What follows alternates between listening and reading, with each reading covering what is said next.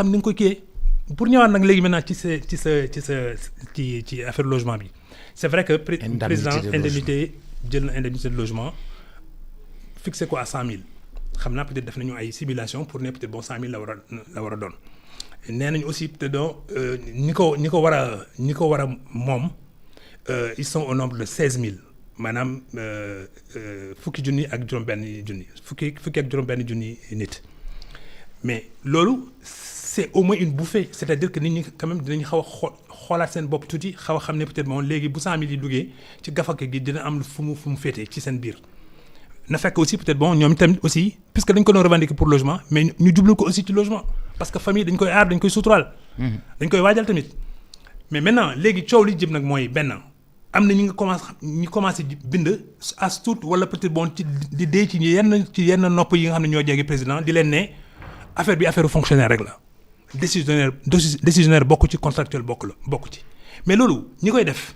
dañ leen war a artu dès le départ comme ça mu bañ a jur coow parce que bu naree jur coow ëllëg d'abord dans les 16 000 personnes dina am ñi nga xam ne ñu xëy na dañoo néew doole te yaakaaroon ci loolu mais en même temps aussi peut-être bon la clarté du gouvernement et la clarté du président de la République c'est de dire voilà la répartition justement des 100 000 voilà les bénéficiaires voilà ceux qui peuvent ne pas en bénéficier mais waruñu bàyyi coow lii di jib ci ginnaaw ba nga xam ne peut-être bon day ne ku nekk ne peut-être bon man yelloo naa ko wala kii non yow yelloo ko parce que yow doo fonctionnaire lan mooy fonctionnaire est-ce que am nga 35 ans est-ce que bi ngay dugg amoon nga 35 ans est-ce que léegi peut-être bon yow tu es noté tu es je ne sais pas tu es habilité à l'être donc loolu rapidement le ministère de la fonction publique war na mën a génne peut-être bon au moins une approche pour won nit ñi ne que peut-être bon yëf yi nii la comme ça au moins dès le départ bi mesure bi jëlee rek par décret ñu xam peut-être bon ña ko yelloo comme ça wax ci jeex.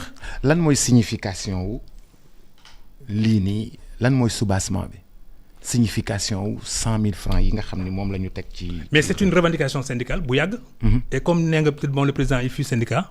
il fut syndicaliste. moom ci boppam xëy na il était sensible à cela. donc ñàkkul ne peut-être bon ñaari bu ñu leen boolee. et man bëgguma ci gis sax de la politique parce que quand même bu dee politique ça manque d'ambition. pour 16 000 personnes. ça manque d'ambition. or il y a énormément de gens on parlait des paysans ils sont combien les paysans au moins au bas mot 3 millions te ma kaay ma wax la nag aussi Boubacar le monde paysan est en train justement de changer de figure.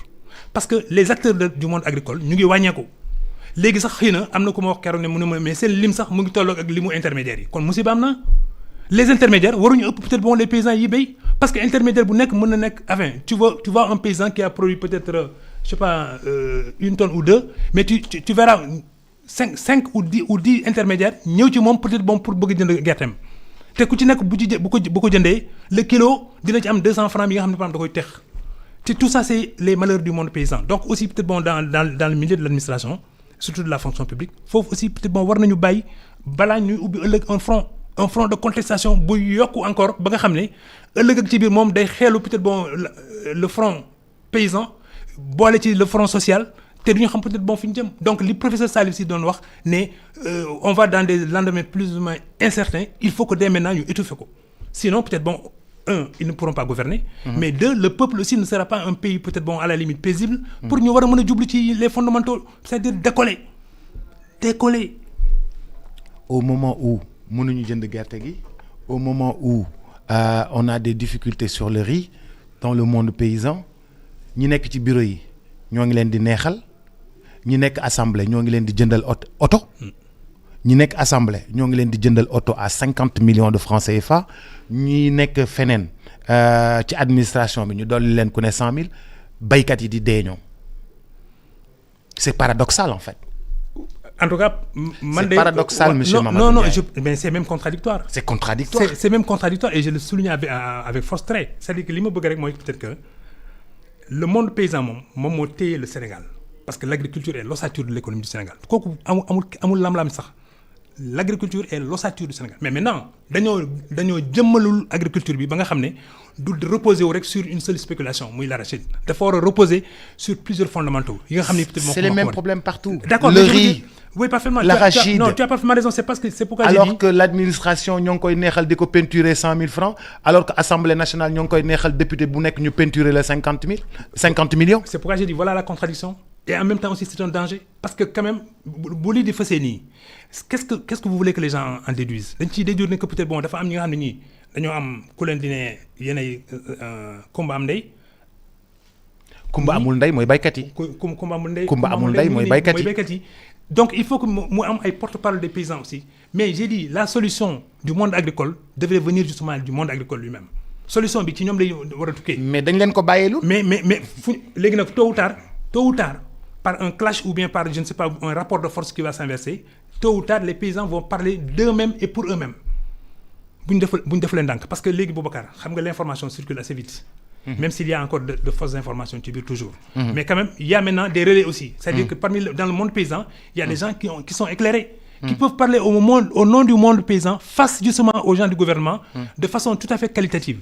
Si bien que peut-être léegi ñoom ñoo war a changer de lunettes wala ñu changer au moins de perspective xool ne xam ne. Le monde a changé.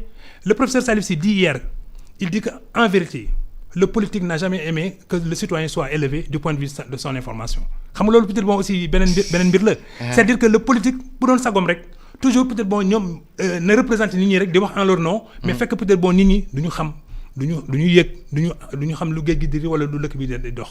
si bien que peut-être à un moment donné ils sont toujours représentés mais maintenant nag war nañu changer doxalin xam ne le monde agricole maintenant c'est leurs enfants les enfants des paysans sont allés à l'école.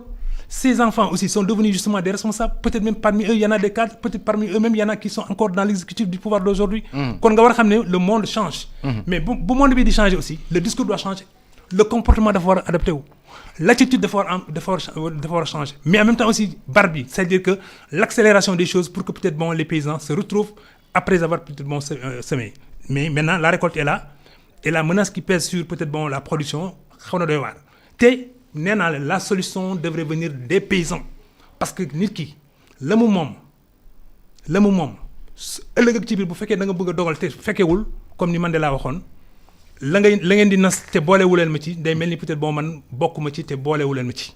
kon vous le faites sans moi vous le faites contre moi. Il est temps maintenant que le pouvoir politique l'exécutif et le monde paysan par le biais de ses représentants les plus qualifiés. Je ne parle pas des intermédiaires parce que c'est une masse critique de gens yi nga xam ni ils ne sont là peut-être que pour peut-être sucer le sang des paysans ñoom ñoo ko waxal seen bopp man ma relayer leen ko ci li ma mën. Mais l'idée maintenant c'est que peut-être le monde agricole doit faire face au pouvoir et ensuite il discute mais ouvertement et franchement parce que il y va justement de l'intérêt du pays de par sa stabilité. maa ngi lay gërëm monsieur Mamadou Ndiaye. mais l'Éthiopie yaa ngi ma doon dut baaram sànq ci affaire Éthiopie. Ils sont en train de construire un deuxième aéroport. xam nga ñaata. 12 millions d'euros. 12 milliards d'euros. 12 milliards d'euros. 12 milliards d'euros. 12 milliards d'euros sans bruit. Merci sans bruit. Sans bruit. Voilà. ñun jazz rek ñu def bruit bu dul jeex. Merci beaucoup monsieur Mamadou Ndiaye.